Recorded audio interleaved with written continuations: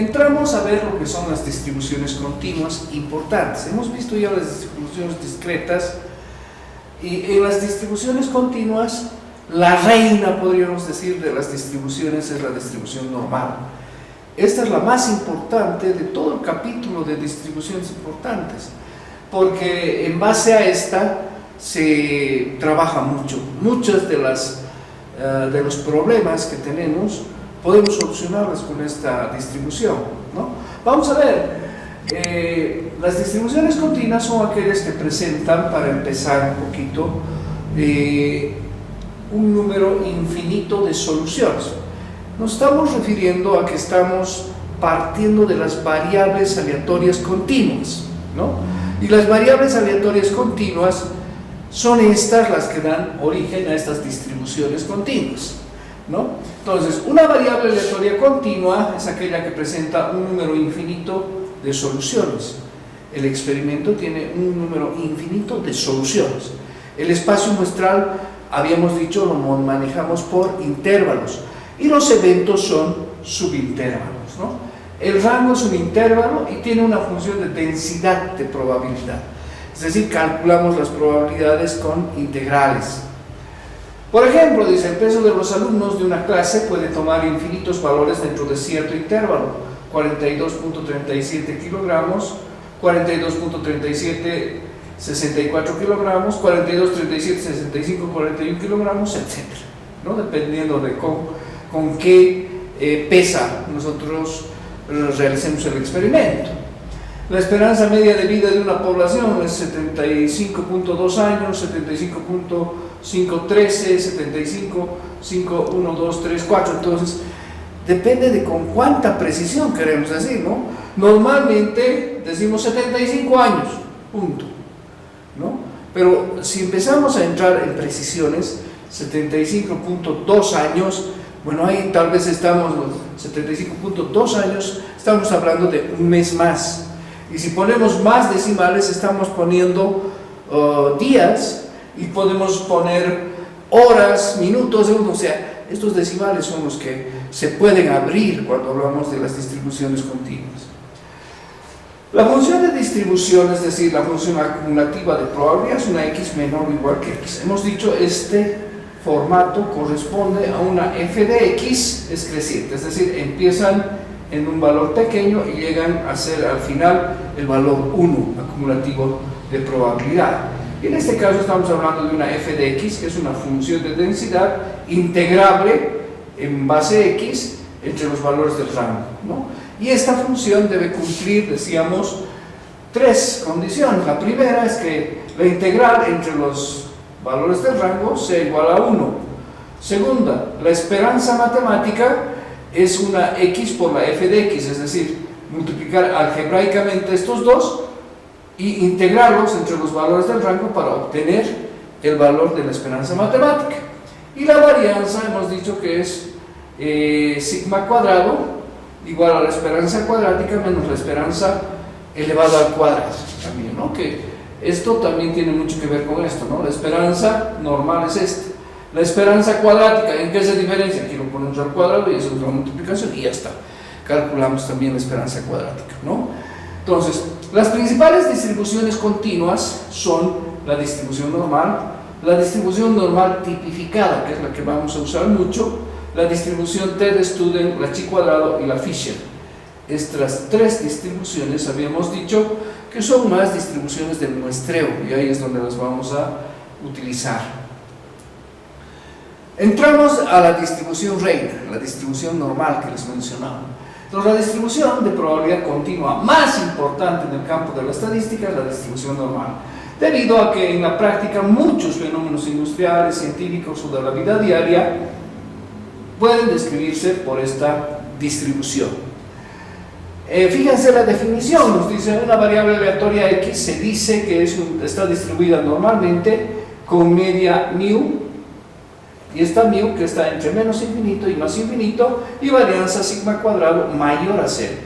Si su función de densidad de probabilidad está dada por esta es la función de la distribución normal, es una f de x, 1 sobre sigma, que es la desviación estándar, por la raíz cuadrada de 2 por pi, por epsilon elevado a menos 1/2 que multiplica a x menos mu sobre sigma entre 2, cuando x se puede mover desde menos infinito a más infinito.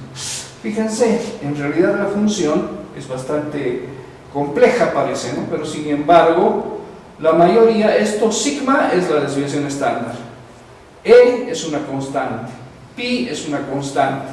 Aquí está, pi es 3.14, epsilon es 2.71828 puntos suspensivos, ¿no? Esto es otra constante, el valor x está aquí, menos mu, esta es la media, y sigma nuevamente. Entonces estos son valores que se pueden conocer, ¿no? El valor x es el único que hay que, es el que es incógnita, ¿no? Entonces, bueno, para resolver esto, para calcular probabilidades con esto, normalmente tendríamos que hacer integrales de esta función entre dos valores del rango y encontrar la probabilidad que nos están pidiendo que calculemos. Bueno, en cuanto a la notación se refiere, es decir, cómo reconocemos, cómo identificamos y cómo representamos la distribución normal. La notación muy usada para esta distribución normal es función x, que es una distribución normal con mu y sigma cuadrado. La normal tiene como características la media o esperanza matemática, en este caso la varianza, porque es cuadrática. ¿Qué sería la variable aleatoria? Aquí se distribuye normalmente con media mu y varianza sigma cuadrado. Y también se usa esta otra notación, ¿no? La normal con su media y con su desviación estándar, que se lee, x tiene una distribución normal con media mu y desviación estándar sigma. Los dos parámetros que determinan completamente la distribución normal son la media y su varianza, porque sabemos que dentro de la varianza está la desviación estándar, ¿no? Los valores medios se pueden representar en las gráficas de las funciones de densidad, como se representa en la figura siguiente. Entonces, fíjense, la distribución normal es trabajada por el matemático Gauss. Ustedes han debido escuchar de esta campana de Gauss. Gráficamente es una campana de Gauss la distribución normal. O sea, la f de x, al ser graficada, grafica una campana, ¿no? En las características, un poco este gráfico es una comparación de dos distribuciones normales con similar varianza y medias diferentes. Bueno, las características de esta campana es que es simétrica, ¿no? Simétrica, si es que trazamos una línea a la mitad, a esta altura, en el punto más alto, se encuentra la media, la mediana, la mova y la esperanza matemática, en el punto más alto de la campana. Y es simétrica desde este punto hacia este lado y hacia este lado, ¿no? Ahora, tenemos dos campanas aquí que decíamos tienen la misma varianza, pero diferente media, ¿no? La media sub 1 está a este nivel y la media sub 2 está a este nivel. Por eso es que las campanas se las ve una a este lado y otra recorrida un poco más a la derecha, ¿no? Ahí lo que está variando es la media. La media mu sub 1 es menor que mu sub 2 en este caso, ¿no? La varianza es una medida de variabilidad o dispersión de la variable aleatoria. A mayor varianza, mayor variabilidad. Esto se muestra en la siguiente gráfica. Fíjense, en este caso, nuevamente tenemos dos campanas, ¿no? Fíjense, en el punto más alto está la misma media en este caso, pero las campanas son diferentes. Una campana es más delgada y alta y otra es un poco más achatada y más ancha. ¿Qué es lo que está variando en estas campanas? También son simétricas con respecto al medio, la mitad de este lado con la mitad de este otro lado. Lo que varía aquí es la varianza, la dispersión. Si nosotros nos ponemos en este punto y vamos hasta esta parte de esta primera ventana, vemos que su varianza es menor que cuando vamos hasta la otra curva que es más chata y más ancha. Entonces, La varianza sigma sub 1 es menor a la varianza sigma sub 2. Y en base a esto podemos decir que hay tres tipos de campanas. Esta campana, que suele ser la más alta y más delgada, es la leptocúrtica. Esta que estamos viendo, que más o menos está a la mitad de esta otra, es la mesocúrtica. Y hay una que es mucho más achatada, hasta aquí abajo, digamos, y esa es la platocúrtica, ¿no? Tres tipos de campanas que varían según su varianza o los indicadores de dispersión, la varianza o la desviación estándar, ¿no? La gráfica muestra una comparación de dos distribuciones normales con varianzas diferentes y medias similares. La desviación estándar es la raíz cuadrada de la varianza y se puede usar para identificar los puntos de inflexión de la función de densidad, es decir, estos puntos corresponden a sigma menos mu menos sigma y mu más sigma. Entonces, si nos volvemos a la anterior gráfica, bueno, no es esta, sino esta, podríamos ver, digamos, esta campana, ¿verdad? Esta de aquí que estamos viendo, la más alta, la leptocúrtica.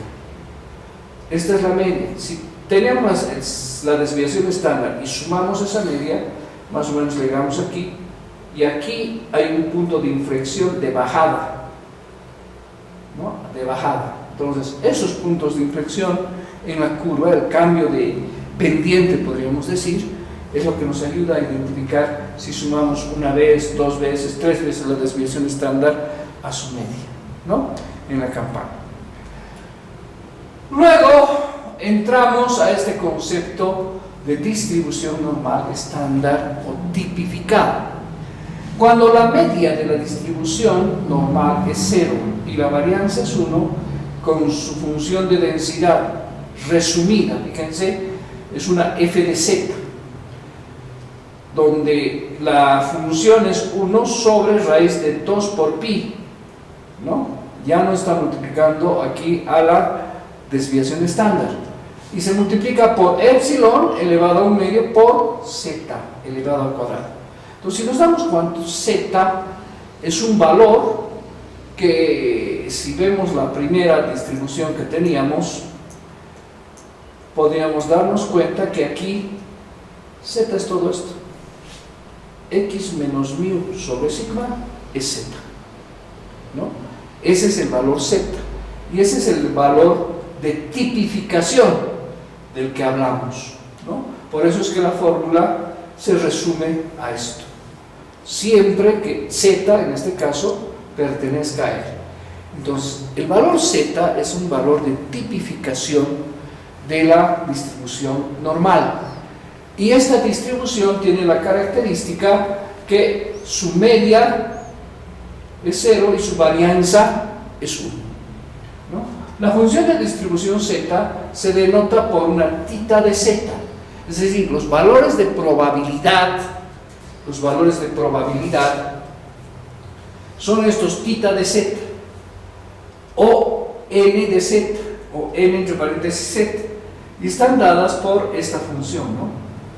La función tita de z, para saber probabilidades, se agarra estas zetas que son las tipificadas de la distribución normal, y se arma una probabilidad o una función acumulativa de probabilidad z menor o igual que z.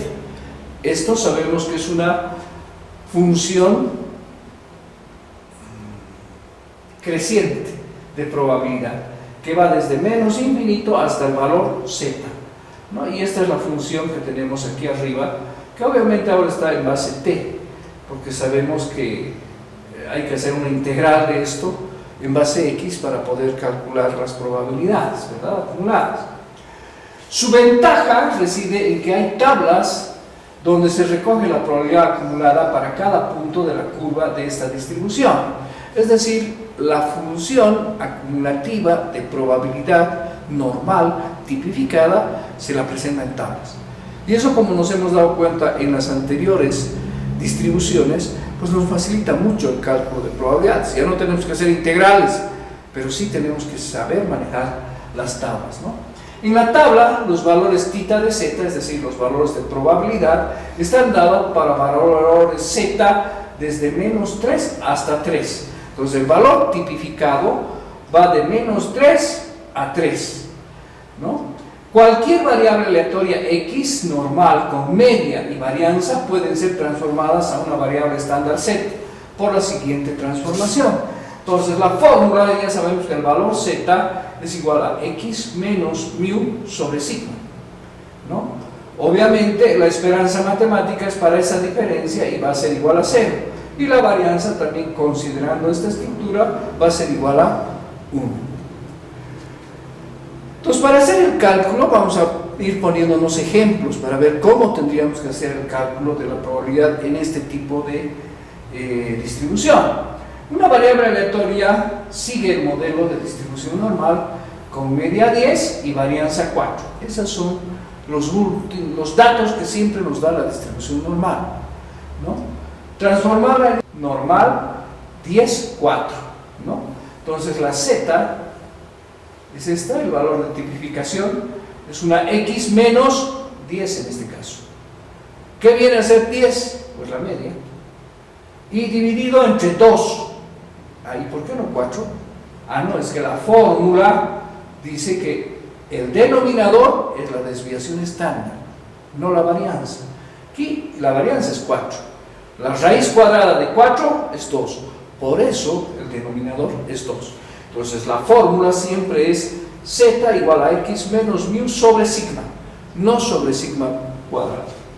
Esta nueva variable se distribuye como una normal tipificada, permitiéndonos por lo tanto conocer la probabilidad acumulada en cada valor Z.